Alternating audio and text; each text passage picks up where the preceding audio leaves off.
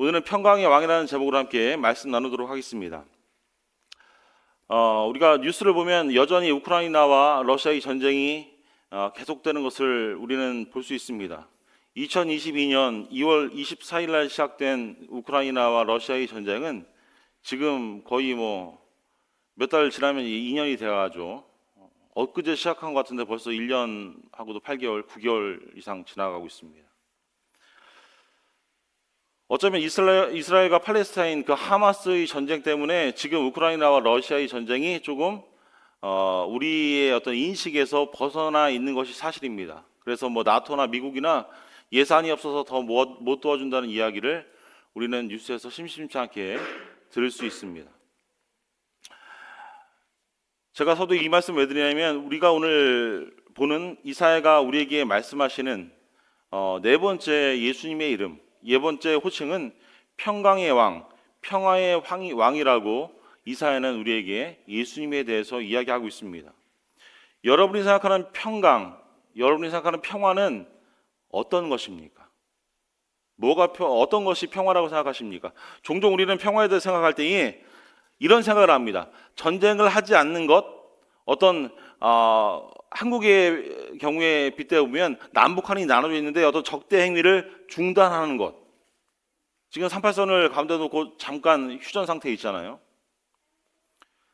일반적으로 생각하는 어떤 평화에 대한 개념이 우리는 전쟁이 끝이라고 생각합니다. 그리고 우리가 평화의 왕이신 예수님을 생각할 때에 그런 의미로 생각할 수 있습니다. 어쩌면 그렇게 생각하는 것이 맞을 수가 있습니다. 왜냐하면 오늘 우리가 읽은 이사야서 2장 2장 4절 말씀은요, 예수님이 이 땅 가운데 오시고 메시아가 이 땅 가운데 하시는 그 이후에 오는 평화에 대해서 이렇게 말씀합니다. 2장 4절 말씀이에요. 그가 열방 사이에 판단하시며 많은 백성들을 판결하시리니 우리가 그들의 칼을 쳐서 보습을 만들고 쟁기를 만들고 그들이 창을 쳐서 낫을 만들 것이며 이 나라와 저 나라가 다시는 칼을 들고 서로 치지 아니하며 다시는 전쟁을 연습하지 아니하리라. 무슨 말씀입니까? 이제는 전쟁이 그칠 거야 라고 말씀하는 겁니다. 언젠가 분명히 태어난 아기 예수님 때문에 이 땅 가운데 보내주신 그 아들 예수님 때문에 전쟁은 없어지게 될 겁니다. 불가능하게 될 거예요. 하지만 우리가 살고 있는 지금의 현실은 어떻습니까? 뉴스에 보듯이 여전히 우크라이나와 러시아가 전쟁하고 있고요. 여전히 이스라엘과 하마스가 팔레스타인 그 하마스가 전쟁을 하고 있습니다. 우리는 그 날이 밝아오기 직전의 삶을 살아가고 있습니다. 어떤 삶이요? 예수님께서 이 땅 가운데 재림하셔서 하나님의 왕국이 나라가 도래되기 전의 삶을 지금 살아가고 있는 것입니다. 국가와 민족 사이에 나라 사이에 적개심이 없어지고요. 전쟁의 일이 없어지는 그것은 사실상 왕이신 예수님이 통치가 최종적으로 이 땅 가운데 이루어질 때에만 가능합니다.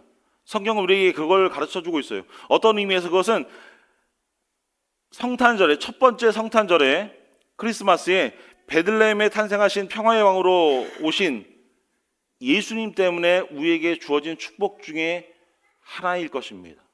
전쟁이 없어지는 것, 아픔이 없어지는 것, 근심이 없어지는 것. 그래서 오늘 전쟁이 없어지는 것은요, 그리스도의 통치와 그가 가져오는 그 평화의 왕국이 이 땅 가운데 완성됨에 따라서 없어지게 될 마지막 현실이에요.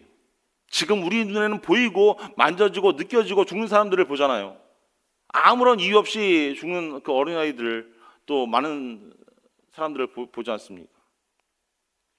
그래서 그런 의미에서 우리가 오늘 말씀을 대하면서 사랑하는 여러분, 평화의 왕이라는 말씀에서 우리가 몇 가지를 말씀을 생각해 보기를 원합니다. 첫 번째는요, 예수께서 왕이라는 말은 우리에게 무엇을 의미하고 있는지, 왕이신 예수님 먼저 생각해 보셨으면 좋겠습니다. 이 명식은 예수님에 대해서 아주 적절하게 주어진 이름입니다. 이사야는 오늘 읽은 9장 7절에서 이 점을 강조하기 위해서 이렇게 썼어요. 그 정사와 평강의 다음이 무궁하며 또 다윗의 왕자 위에 앉아서 그 나라를 굳게 세우고 이제부터 영원까지 공평과 공의로 그것을 보존하실 것이라. 6절입니다. 태어나서 한 아들을 우리에게 주셨는데 그 어깨에는 정사를 매셨다라고 말씀합니다. 정사를 매셨다라는 의미는요, 이 사람이 통치자가 될 거야 라는 말씀입니다. 한 나라를 다스릴 거야. 아니 왕으로서 더 군림할 거야라는 의미예요. 그래서 이사야는 나중에 이사야서 22장 22절 말씀에 자신의 어깨에 있는 어떤 정사, 정부, 나라에 대한 표현을 이렇게 사용합니다. 22절 말씀이에요. 내가 또 다윗의 집의 열쇠를 그의 어깨에 두리니, 다윗의 그 왕권의 그 나라의 열쇠를 그의 어깨에 두리니 그가 열면 닫을 자가 없겠고 닫으면 열 자가 없으리라 말씀합니다. 우리 주님께서, 예수님께서 이 땅 가운데 오셔서 그 일들을 감당하신다라고 이사야는 우리에게 예언하고 있는 겁니다. 예수님은 하나님의 왕국을 다스리는 모든 행정권을 쥐고 있다라고 말씀하고 있는 거예요. 그분의 통치는 어쩌면 부담이 될 수 있지만 그 모든 부담들을 예수님께서 짊어지셨다는 거예요. 그래서 예수님께서는 첫 번째 이 크리스마스에 무엇으로 태어나셨습니까? 왕으로 태어나신 거예요. 그래서 오늘 우리 읽지 않았지만 성경 가지고 계신 분들은 4절 말씀을 한번 되돌아보셨으면 좋겠습니다. 이 이사야 선지자는 예수 그리스도의 탄생을 계기로 억압된 상황에서 해방의 상황으로, 슬픔의 상황에서, 고난의 상황에서 어떤 기쁨의 상황, 즐거운 상황으로 그 삶이 변화하는 놀라운 변화에 대해서 우리에게 말씀합니다. 4절 말씀이에요. 주님께서, 이런 의미입니다. 주님께서 미디안을 치시던 그날처럼 그들을 내리누리던 무거운 멍에를 부수시고 그들을 어깨를 짓누르던 통나무와 압지자의 몽둥이를 꺾어버리셨습니다 라고 말씀합니다. 그래서 그분이 우리를 부르시는 거예요. 마태복음 11장 28절로 30절 말씀입니다. 수고하고 무거운 짐진 자들아 다 내게로 오라. 내가 너희를 쉬게 하리라. 나는 마음이 온유하고 겸손하니 나의 멍에를 메고 내게 배우라. 그리하면 너희 마음이 쉼을 얻으리니 이는 내 멍에는 쉽고 내 짐은 가벼움이라 하시니라. 아멘. 세상 기준은 많은 무게와 많은 어려움이 있지만 하나님이 허락하시는, 우리 주님께서 우리에게 허락하시는 그 짐들은, 멍에는 우리가 감당할 수 있는 무게라는 겁니다. 쉽게 이야기하면 그거예요. 고등학생이 들 수 있는 그 역기 무게가 있습니다. 덤벨이 무게가 있습니다. 힘센 친구들은 400파운드 이상 들죠. 맞죠? 그리고 보통 힘센 아이들이 198파운드, 200파운드 정도 든다고 합니다. 그 한 번에 드는 거. 근데 그 역기를 가지고, 그 덤벨을 가지고 초등학교 아이들한테, 어린 아이들한테 그 덤벨을 주고 너 들어볼래? 라고 이야기한다면 아이들은 들 수가 없는 겁니다. 우리가 감당할 수 있는 범위 안에서만 우리는 그 덤벨을 들 수 있어요. 하나님께서 우리에게 주시는 덤벨의 무게는 우리가 감당할 수 있는 무게라는 겁니다. 내가 몸무게가 더 나가고 내가 능력이 더 되면 그만큼의 무게를 우리에게 주시고요. 아이들처럼 연약하고 힘이 없다면 아이들에 맞는 그런 멍에의 무게, 그 덤벨을 우리에게 허락하신다는 겁니다. 그래서 4절에서 이 이사야 선지자는 고통당하는 하나님 백성에게 지어진 그 멍에에 대해서 우리에게 말씀하고 있는 겁니다. 다시 그 말씀으로 돌아와서요. 사랑하는 여러분, 평화라는 걸 생각할 때 우리는 어떤 자유의 삶을 또한 생각을 합니다. 자신의 뜻대로 사는 것을 우리는 자유라고 이야기하고 자신의 뜻대로 사는 것을 어쩌면 평화로운 삶이라고 이야기합니다. 하지만 성경은 사실은 우리가 우리의 자신의 뜻대로 살 때에 우리는 분명히 죄의 노예가, 죄와 우리 스스로 자아의 종이 된다는 사실을 분명하게 밝히고 있습니다. 진정한 자유는 무엇입니까? 여러분이 생각하는 자유는 뭐예요? 무언가의 세상 속의 그 반대 속에서 내가 독립하는 것, 따로 떨어지는 것, 무언가 정말 프리하게 아무거나 다 할 수 있는 것이라고 생각하십니까? 성경에서 참된 자유는요, 평강의 왕이신 예수 그리스도의 쉬운 멍에, 예수님께서 허락하시는 그 멍에와 가벼운 짐을 지는 것이 자유라고 이야기하는 겁니다. 내가 감당할 수 있는 그 짐을 짊어지는 것이 자유라고 이야기하고 있는 거예요. 자신의 삶의 통치를 그분께 맡기는 사람들은요, 스스로 더 이상 자신의 삶에서 왕이 될 필요가 없다는 사실을 고백할 수 있습니다. 한 해 2023년도 한 해를 되돌아보면서 우리는 어떻게 사셨습니까? 정말 왕처럼 살지 않았어요? 한 해의 그 시간 동안, 한 해의 어떤 물질과 어떤 계획과 2023년도에 하나의 울타리 속에서 우리는 우리 스스로가 왕처럼 군림하며 왕처럼 누리며 살지 않으셨습니까? 하나님 없는 세상, 예수 그리스도가 없는 세상은요, 사람이 내가 주인인 곳입니다. 사람이 자기의 힘으로 존재하려고 하는 곳이 그곳입니다. 쉽게 말씀드려서 사람이 주인이라는 얘기는요, 사람을 기준으로 할 어떤 절대적인 진리가 없다는 얘기입니다. 인정해야 할, 구표해야 할 절대적인 진리가 없으므로 모든 사람이 왕으로 살고요, 또 서로가 왕노릇하려고 하는 곳이라는 그런 말씀이에요. 우리가 그런 마음을 가지고 한 해를 혹시 살고 있지는 않으셨습니까? 고대나 지금이나 한 나라의 통치자는요, 하나입니다. 한 나라에서 왕이 둘이 될 수는 없어요. 둘이면요, 꼭 그 둘은 싸우게 됩니다.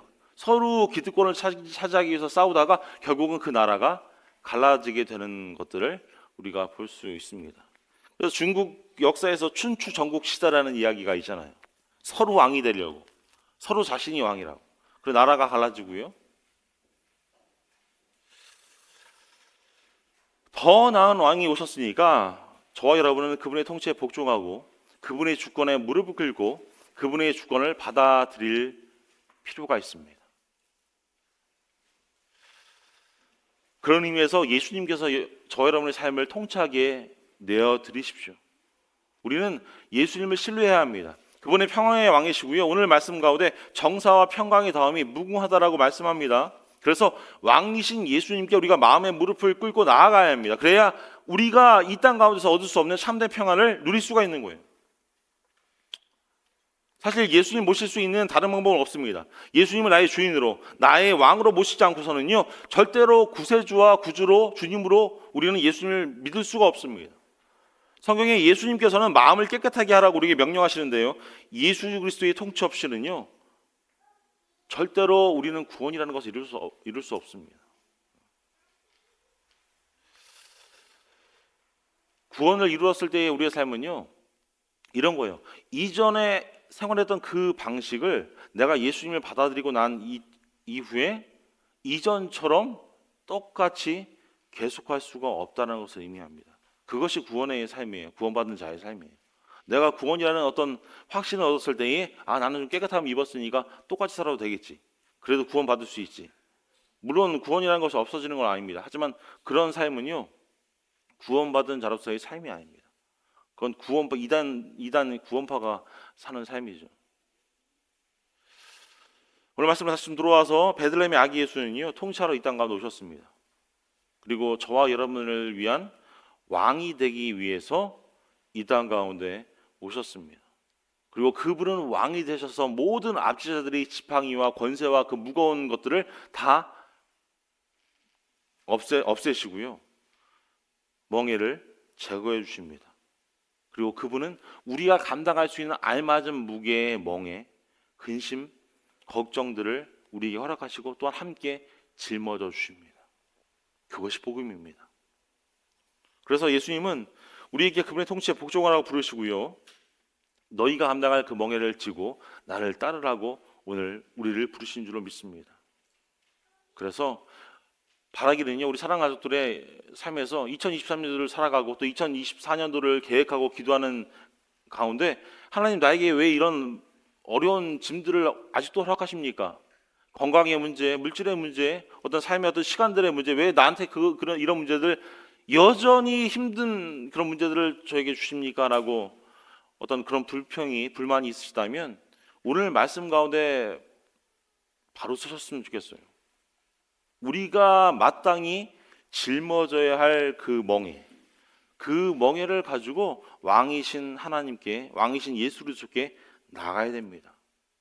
여러분이 진정한 크리스찬이라면 여러분은 여러분의 것이 아닙니다. 여러분 예수님의 값으로 사신 거고요, 그리고 예수님은 우리의 왕이 되십니다. 그래서 우리의 모든 것들을 주관하시고 우리를 다스리시고 모든 행정권이 예수님께 있는 거예요. 그래서 우리의 마음과 삶의 주권을 다스리는 분이 예수님인 줄로 우리가 고백하는 사랑의 가족들 다 될 수 있기를 축원합니다. 두 번째로 생각해 볼 것은요, 평화입니다. 평화. 오늘 예수님이 평강의 왕, 평화의 왕이라고 우리에게 말씀하시는데 예수님께서 우리에게 가져오시는 평화, 그 평화는 우리에게 무엇을 말씀합니까?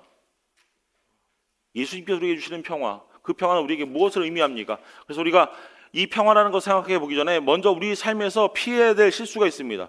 오늘 제가 서두에도 말씀드렸지만 평화는요, 단순히 어떤 전쟁이 없는 상태, 전쟁이 소강된 상태, 어떤 적대 관계가 잠깐 휴전의 상태, 이렇게 생각하는 우리는 실수를 범할 수 있습니다. 하지만 성경이 말하는 평화는요, 이렇게 우리가 생각하는 긍정적인 측면을 이야기하는 것이 아니에요. 단순히 아무것도 어떤 전쟁이 없는 지금 현재 미국의 상태, 이 정도가 평화라고 이야기하는 것이 아닙니다. 전쟁이 없는 것이 평화라고 이야기하는 것이 아니에요. 우리는 평화라는 단어를 보면서 주관적으로 그렇게 생각합니다. 아무것도 없고 전쟁도 없고 어려움 없는 그런 상태를 평안함이라고 이야기합니다. 그리고 예수님을 알면 예수님께서 참된 평안함을 나에게 주실 거야 라는 말씀에 우리는 아멘하면서 그냥 동의합니다. 그래, 내가 예수님을 잘 믿으니까 나의 마음 가운데 하나님께서 참된 평안을 주실 거야. 참된 평안을 주실 거야.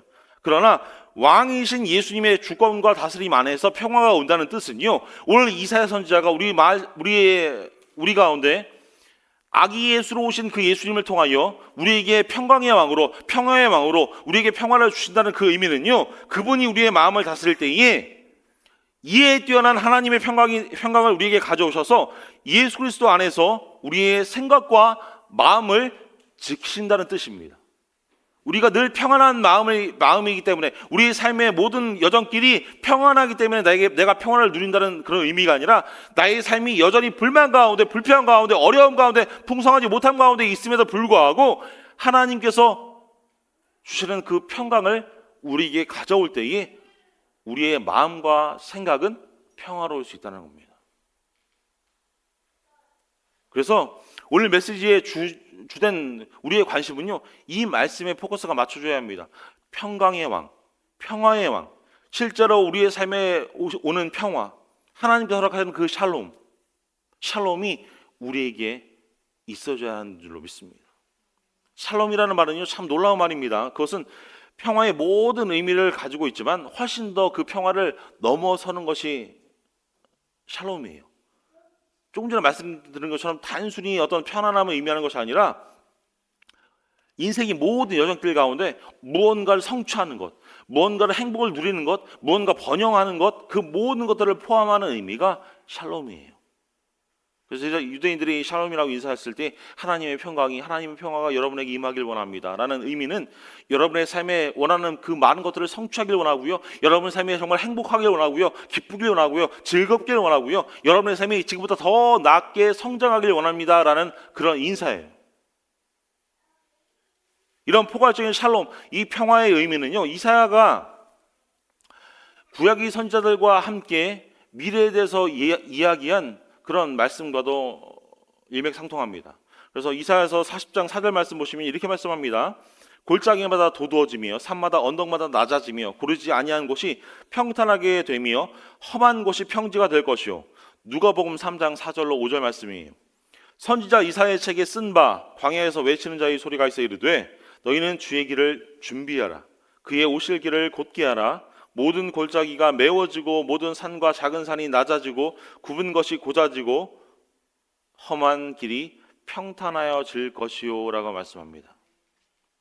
이 말씀은 제가 기도할 때 많이 쓰죠.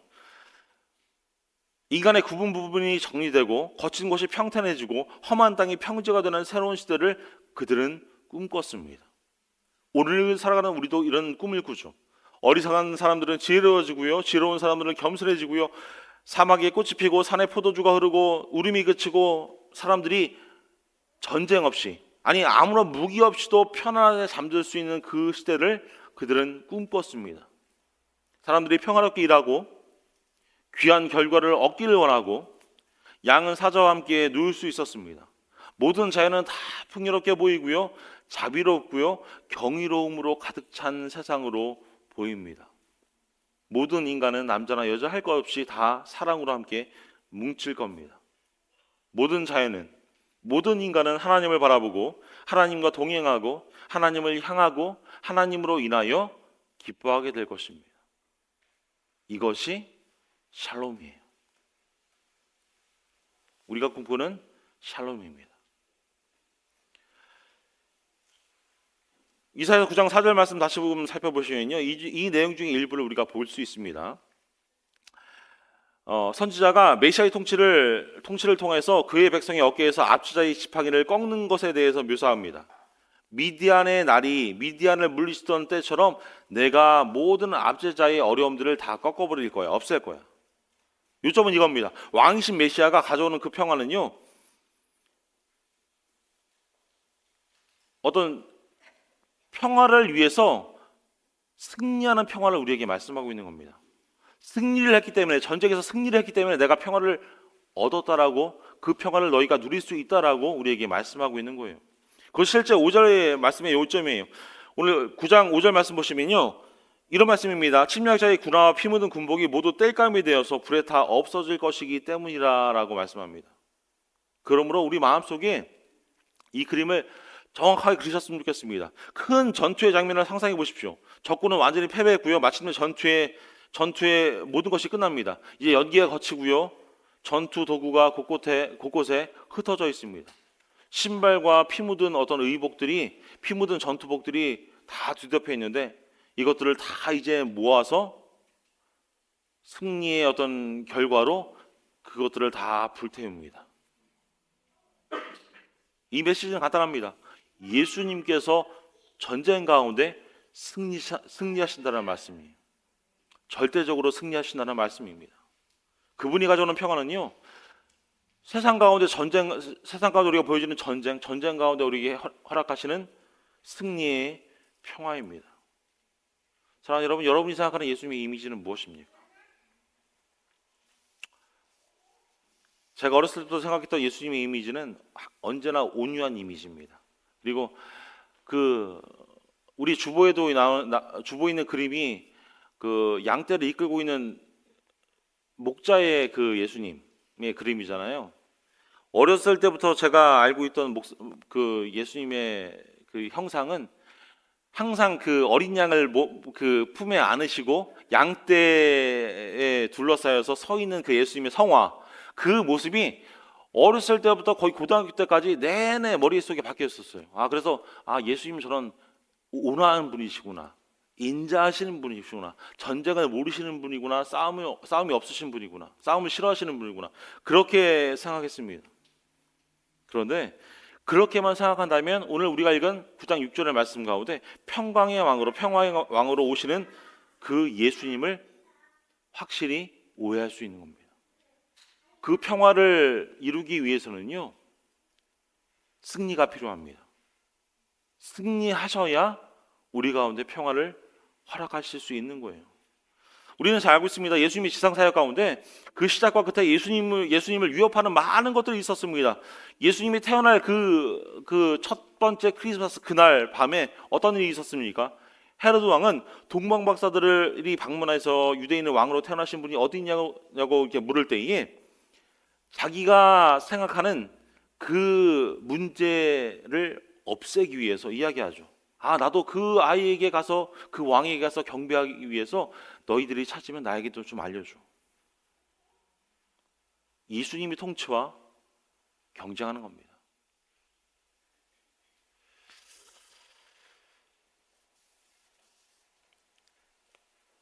사랑하는 여러분, 예수님은요, 실제 우리 눈에 보여지는 그런 전투에서 참여하시고 승리하십니다. 하나님의 왕국을 특정짓는 그런 평화는요, 예수님께서 이 땅 가운데 보여주셨던 그런 병과의 전쟁, 어떤 사단과의 전쟁, 세상의 전쟁을 이기는 그 승리를 통하여 우리에게 오는 그런 평화인 줄로 믿습니다. 그래서 요한계시록 17장 14절은요, 이렇게 말씀하고 있어요.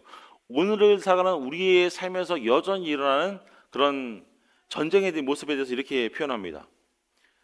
그들이 어린 양에게 싸움을 걸 터인데, 어린 양은 예수님입니다. 어린 양이 그들을 이길 것이다. 그것은 어린 양이 만주의 주요 만왕의 왕이기 때문이며, 어린 양과 함께 있는 사람들이 부르심을 받고 택함을 받은 신실한 사람들이기 때문이다 라고 우리에게 말씀합니다. 예수님 어떻게 승리를 거두십니까? 그분은 순종하고 피 흘리고 죽으시고 부활하시고 통치하심으로써 승리를 거두셨습니다. 죄 때문에 우리가 하나님과의 모든 관계가 단절되고 끊어질 수밖에 없는 그런 전투에서 예수님 자신의 목숨을 걸어서 그 전쟁을 이기시고 승리하셨어요. 예수님은 사탄과 죄의 사망과 지옥을 이기셨습니다. 그리고 이제 높은 곳에서 하나님의 우편에서 만물을 다스리시고 주님으로 여전히 우리와 함께 하시며 지금 우리의 삶을 통치하고 계십니다. 그래서 사랑하는 여러분, 오늘 우리가 살고 있는 이 시대는요, 어쩌면 요한이 요한계시록에서 어린 양을 대항하여 전쟁을 벌이는 이런 모습처럼 우리에게 보여주는 것과 마찬가지로 여전히 많은 기독교인들을 비방하고 비난합니다. 지금 우리가 교인으로서, 크리스찬으로서 교회에서 예배를 드리고 공동체로 모이잖아요. 우리 안에는 뜨겁고 우리 안에는 사랑이 넘칩니다. 하지만 넌크리스찬들이 우리를 바라보는 그런 모습들은 어떻습니까? 예전처럼 똑같아요? 크리스찬이라면 뭔가 다를 텐데. 우리는 이런 생각이 있습니다. 몰몬교 친구들을 많이 봅니다. 학교에서도 보는 친구들도 있고요. 여러분들도 관계하면서 많이 보십니다. 그런데 제가 미국에서 살면서 몰몬교인들을 보고 또 몰몬교인들을 만나고 또 일하는 친구들을 보면서 느끼고 이야기를 듣는 것은요, 그 사람들은 참 착하고 열심히 일하는 이야기를 듣습니다. 크리스찬들에게서도 많이 그런 얘기를 들어요. 물론 우리는 그들이 이단이라고 생각합니다. 정상적이지 못하다고 이야기하죠. 그런데 그들의 삶을 돌아보면 우리 크리스찬들보다 더 나은 삶을 살고 있다는 사실을 부끄럽지만 우리가 그렇게 고백하는 때가 있습니다. 그 사람들은 잘못된 것을 믿지만 참 그렇게 성실하게 사는 것 같아. 열심히 사는 것 같아. 부지런하고 정직한 것 같아. 오늘날 우리 크리스찬들은 어떻습니까?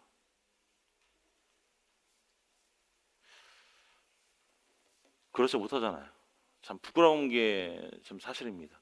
우리는 그렇게 살려고 노력하지만 세상은 우리를 그렇게 보지 못합니다. 그럼에도 불구하고 우리는 그렇게 살기 위해서 노력해야 되는 거예요.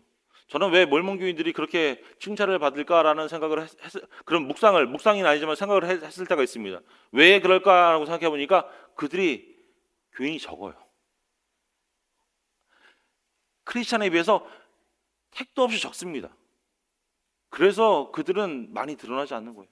크리스찬은요, 많습니다. 교회에 나오지 않는 크리스찬들이 얼마나 많은지 모르겠어요. 제가 언젠가 설교할 때 말씀드렸지만 미국에서 거의 80%가 다 크리스찬이라고 이야기합니다. 그런데 그 크리스찬들 중에 40%만 교회 다닌다고 이야기하죠. 교회 다니지 않는 60%도 나는 크리스찬입니다라고 이야기한대요. 그러니까 그런 사람들이 지는 모든 죄악들이, 범죄들이, 또 잘못된 것들이 모두 다 크리스찬인 우리가 뒤집어 쓰는 겁니다. 억울하죠? 억울해요. 그렇기 때문에 더 열심히 살아야 할 줄을 믿습니다. 시편 2편 1절로 3절 말씀은 이렇게 말씀합니다. 어쩌여 이방 사람들이 분노하며 민족들이 헛된 일을 꾸미는가? 세상의 군왕들이 나서며 관원들이 서로 꾀하여 여호와의 그의 기름 부음 받은 자를 대적하며 우리가 그들의 맨 것을 끊고 그의 결박을 벗어버리자 하는도다. 세상 사람들은 예수님을 이렇게 생각합니다. 하지만 시편 기자는 4절로 6절 말씀에 이렇게 얘기해요. 4절 말씀에 이렇게 얘기합니다. 하늘 보좌에 앉으신 이가 웃으신다. 내 주님께서 그들을 비웃으신다. 마침내 주님께서 불을 내고 진노하셔서 그들에게 호령하시며 이르시기를 내가 나의 거룩한 시온산에 나의 왕을 세웠다 하신다라고 말씀합니다. 하나님께서 보시고 하늘에 계신 예수님께서 보시고 그 모든 것들을, 그 모든 이야기를 들으시고 웃으시고 비웃으신다라고 이야기합니다. 그리고 결국 웃다가 너무나 화를 내셔서 분을 내시고 진노하신다라고 이야기해요. 사랑하는 여러분, 예수님께서 이 땅 가운데 통치하십니다. 오늘 시편 2편이 말씀하고 있는 것이 그거예요. 그래서 우리가 크리스천이라면 우리는 용기를 내서 살아야 합니다. 세상이 우리를 어떻게 보든 그것은 상관없어요. 하나님께서 나를 어떻게 보느냐, 그거에 포커스를 맞춰서 내가 살아가는 것이 중요합니다. 2023년들을 돌이켜보면요, 도덕적으로 윤리적으로 잘못된 것들이 있습니다. 또 교회가 약해지고요, 전체적으로 교회가 약해졌죠. 우리가 아끼고 소중하게 여기는 가치가 훼손되고 거부되는 것을 봅니다. 저는 아이들이 학교 다니면서 가장 걱정이 되는 것이 요즘엔 동성애 그런 문제입니다. 동성애 문제, 동성끼리 사랑하는 문제. 그것이 어떻게 보면 당연하게 아이들이 받아들이는 그런 모습을 보면서 참 가슴이 아파요. 하나님 보시면 어떤 마음이 들까? 세상을 둘러보면서 교회가 핍박받고 또 고통받는 것을 보면 우리는 낙심하기 쉽습니다. 그러나 우리는 예수 그리스도께서 보좌에 앉아서 계시기 때문에 그렇기 때문에 우리가 용기를 가져야 할 줄 믿습니다. 그 정사와 평강의 더함이 무궁하며 그 나라 그 왕국은 무궁하다라고 우리에게 말씀합니다. 그래서 우리는 평강의 왕이신 평화의 왕이신 예수님 앞에 우리가 엎드려야 할 줄로 믿습니다. 그래서 우리 스스로를 다시금 돌아보셨으면 좋겠어요. 저는 평화를 가로막는 가장 큰 적이 무엇일까라고 생각해 보니까 가장 큰 적은 나입니다. 하나님과 우리 사이를 가로막는 가장 큰 적은 우리가 가진 하나님에 대한 적대감입니다. 우리는 죄 가운데서 하나님과 전쟁을 벌이고 있습니다. 우리 죄로 인해서 하나님과 늘 싸웁니다. 이것이 바로 예수 그리스도 안에 있는 구원의 은혜를 받지 못한, 아니 받았음에도 불구하고 그것을 잊어버린 자들의 삶의 모습입니다. 성경은 우리가 하나님의 적이라고 분명히 말씀합니다. 죄로 인해서 하나님과 우리는 원수가 되었다고 말씀합니다. 로마서 8장 7절 말씀에 육신의 생각은 하나님과 원수가 되나니 이는 하나님의 법에 굴복하지 아니할 뿐만 아니라 할 수도 없다라고 우리에게 말씀하고 있어요. 우리가 육신의 생각 가운데 빠져 살게 되면요, 우리는 하나님과 원수된 삶을 살아갈 수밖에 없습니다. 바울은 우리가 본질상 진노의 자녀라고 말씀합니다. 세상과 친구가 되는 것은요, 반대로 얘기하면 하나님과 원수가 되는 것을 의미합니다. 우리는 우리의 죄로 인하여 하나님으로부터 떨어지게 됐어요. 제 말 잘 들어보십시오. 우리가 이 모든 것을 보다 먼저 이 모든 것을 분명하게 이해하지 않는 한 크리스마스가 무엇인지 우리가 온전히 이해할 수가 없습니다. 왜 예수님께서 태어나셨는지, 그분께서 평화의 왕으로 오셨다는 것이 무엇을 의미하는지가 아무런 의미가 없는 거예요.